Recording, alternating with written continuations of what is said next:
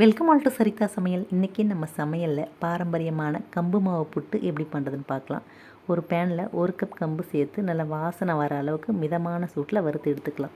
வறுத்த கம்பை ஆற வச்சு ஒரு மிக்ஸி ஜாரில் சேர்த்து கொரகொரப்பாக அரைச்சி எடுத்து ஒரு பாத்திரத்தில் சேர்த்துக்கலாம். இதில் கொஞ்சமாக உப்பு சேர்த்து சூடான தண்ணியில் புட்டு மாவு பதத்துக்கு பிசைஞ்சிக்கலாம். பிசைஞ்ச மாவை ஒரு இட்லி தட்டில் எண்ணெய் தடவி அதில் சேர்த்து விட்டு இட்லி குக்கரில் கொஞ்சமாக தண்ணி சேர்த்து தண்ணி சூடானதுக்கப்புறம் இந்த மாவை எடுத்து அதில் வச்சு அடுப்பை மீடியம் ஃப்ளேமில் வச்சுட்டு 10 நிமிஷம் வேக வச்சு எடுத்துக்கலாம். இப்போ புட்டு பார்த்திங்கன்னா 10 நிமிஷம் வெந்து நல்லா ரெடி ஆகிடுச்சு. இதை வேறு பிளேட்டில் மாற்றி ஆற வச்சுக்கலாம். அடுத்து ஒரு பேனில் 1 ஸ்பூன் நெய் சேர்த்துக்கலாம். நெய் நல்லா சூடானதுக்கப்புறம் இதில் 10 முந்திரியை சின்ன சின்னதாக உடச்சி சேர்த்துக்கலாம்.